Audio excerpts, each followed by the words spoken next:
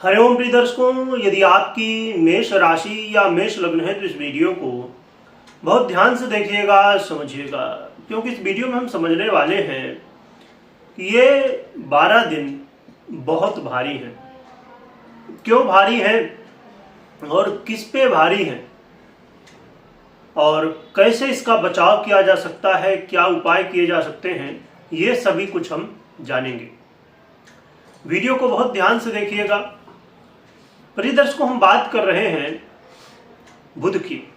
बुध ग्रह वाणी, व्यापार, communication skill, banking sector, share market, या जितने भी बौद्धिक कार्य हैं, चाहे वो विद्यार्थी हों या शिक्षक हों, या आप एडवाइस देने का काम करते हों, या सामान्य कोई भी काम करते हो, बिना बुद्धि के कोई भी काम नहीं किया जा सकता है।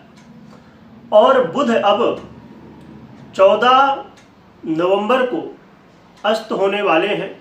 14 नवंबर से लेके 26 नवंबर तक ये अस्त रहेंगे। 14 नवंबर को रात्रि में ये 2:13 में अस्त हो जाएंगे और 26 नवंबर को सुबह 6:10 तक अस्त रहेंगे। तो ये समय लगभग 11 से 12 दिनों का समय है। इस बीच में हमें किन विषयों का ध्यान रखना चाहिए, इसे हम समझेंगे। क्योंकि बुध वो ग्रह है, जब ये अस्त होते हैं इसका प्रभाव व्यापारियों के ऊपर, शेयर मार्केट के ऊपर और ही जैसे बहुत सारे कारक तत्व हैं बुध के पास, इन सभी पर देखने को मिलता है। और इसका प्रभाव हर एक व्यक्ति के ऊपर देखने को मिलता है, क्योंकि जब बुध अच्छी स्थिति में नहीं है, अस्त है, तो हम कोई भी सामान्य काम भी करते हैं, उसके लिए जब बुद्धि का इस्तेमाल करते हैं तो कई बार हमसे गलतियां होती हैं और परिणाम स्वरूप समस्याएं, नुकसान ये देखने को मिलता है। तो किन क्षेत्रों को लेकर सावधान रहने की आवश्यकता है, आइए जानते हैं। देखा जाए तो मेष राशि या आपकी मेष लग्न है तो आपके तीसरे और आपके छठवें भाव का यानी तृतीय और षष्ठम का आधिपत्य रखने वाले बुध अब आपके अष्टम भाव में वृश्चिक में गोचर कर रहे हैं। और इसमें एक और भी बदलाव होगा। अभी तो ये वृश्चिक में गोचर कर रहे हैं, परंतु 23 नवंबर को बुध तुला में चले जाएंगे वक्र अवस्था में। और ये पहले तो शनि के नक्षत्र में गोचर करेंगे और फिर 23 तारीख को जब चले जाएंगे तुला में, तो फिर गोचर करेंगे गुरु के नक्षत्र में, जो कि 23 तारीख को ये रात में 8:29 में तुला राशि में जाएंगे और 26 तारीख को 6:10 में सुबह ये फिर उदय हो जाएंगे। तो कहा जाए कि 24, 25 और 26 लगभग 2.5 दिन का समय है, 2.5-3 दिन का। इस समय विशेष सावधानी रखनी होगी। वैसे तो पूरा सावधान हमें रहना है परंतु इस समय और भी ज़्यादा सावधानी रखनी होगी, क्योंकि जब गुरु के नक्षत्र में होंगे तो और भी ज़्यादा समस्याएं देखने को मिल जाती हैं। चलिए जानते हैं कि आपके लिए यानी मेष वालों के लिए कैसा प्रभाव और किन विषयों में, किन क्षेत्रों में हमें सावधान रहना है। प्रिय दर्शकों, जो लोग लॉटरी, जुआ, सट्टा से संबंध रखते हैं, ऐसी स्थिति में आपको बहुत सावधान रहना है। इस समय विशेष रूप से नुकसान होने की संभावनाएं, गलत निर्णय लेने की संभावनाएं देखी जा सकती हैं। या आपका काम बहुत ज़्यादा यात्रा का है, यानी कि आप ट्रेवल करते हैं, बहुत ज़्यादा गाड़ी वाहन चलाते हैं, किसी तरह यात्रा करते हैं, तो यात्रा में सावधानी रखनी आवश्यक होगी। या आपका विदेश से जुड़ा हुआ काम है, विदेश में काम अस्थायी रूप से आपका चल रहा है, या विदेश के लिए जैसे आउट ऑफ इंडिया में आप नागरिकता लेना चाहते हैं, उससे संबंधित काम है तो यहाँ पर आपको सतर्क रहना है। यहाँ आपका काम डिले हो सकता है, समस्याएं आ सकती हैं। उसके अलावा बैंकिंग से रिलेटेड कोई भी काम करते हैं, पैसे का देन लेन करते हैं, वहाँ सावधान हो जाइए। इसके अलावा वाणी में संयम बरतना। कई बार आप ऐसे शब्दों का प्रयोग करेंगे, ऐसा कुछ बोल जाएंगे जिसकी वजह से वाद विवाद, कलह का माहौल या उससे कोई न कोई नुकसान होने की संभावनाएं बन जाएंगी। घर परिवार में कलह का माहौल बन सकता है, आपस में मनमुटाव हो सकता है, इससे बचना होगा। पैतृक संपत्ति को निर्णय लेने यदि आप जा रहे हैं तो थोड़ा सतर्क रहिए, थोड़ा रुकने की आवश्यकता है।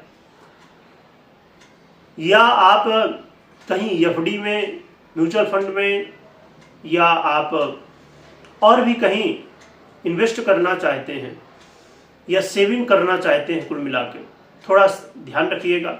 इस समय गलतियां हो सकती हैं, सतर्क रहिएगा।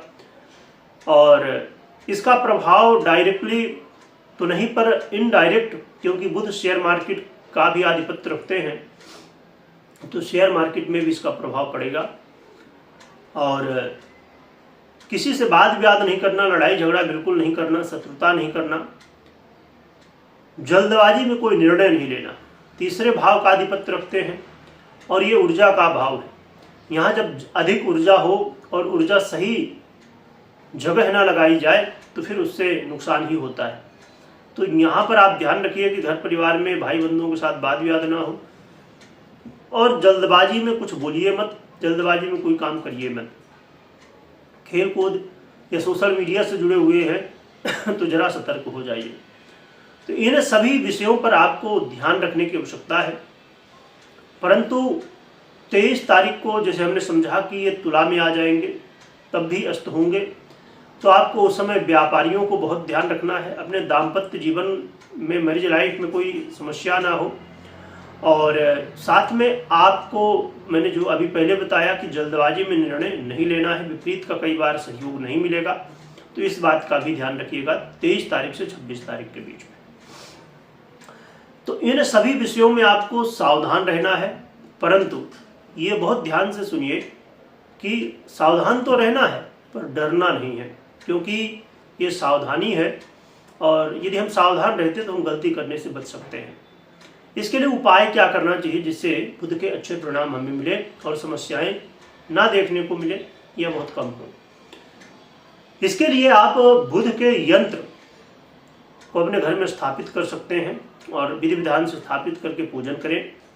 बुध के मंत्रों का कोई भी मंत्र, जैसे ओम बुम बुधाय नमः बहुत सरल मंत्र है, तो इसका जप कर सकते हैं। या तो ओम राम रीम ब्रोम शाह बुधाय नमः, तो इसका या जो भी आपसे मंत्र बन सके उसका जप कर सकते हैं। और भगवान विष्णु और माता लक्ष्मी की आराधना, खासकर भगवान विष्णु की आराधना करने से या तो भगवान गणपति की आराधना करने से बुध के अच्छे फल देखने को मिलते हैं। इसके अलावा आप बुध के यंत्र को तो अपने घर में रख ही सकते हैं। यदि आप चाहें तो 4 मुखी या तो फिर आप 11 मुखी रुद्राक्ष धारण कर सकते हैं, इससे आपको सहयोग मिलेगा। तो ये उपाय आप कर सकते हैं और साथ में बहुत सरल उपाय है, बड़ा प्रभावी है। गौ माता की सेवा करना और गौ माता को चारा खिलाना तो ये उपाय भी आप कर सकते हैं। इनमें से जो भी उपाय आपको लगे वो उपाय कर सकते हैं आप।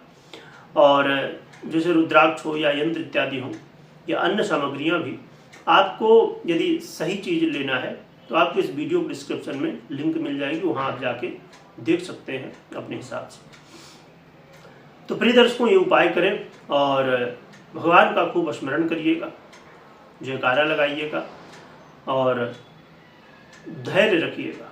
ये समय धैर्य का है, अपने वाणी में संयम रखना और धैर्य के साथ, क्योंकि समय बहुत बड़ा नहीं है, 10-12 दिन का समय है, निकल जाएगा। वीडियो देखने के लिए बहुत बहुत धन्यवाद।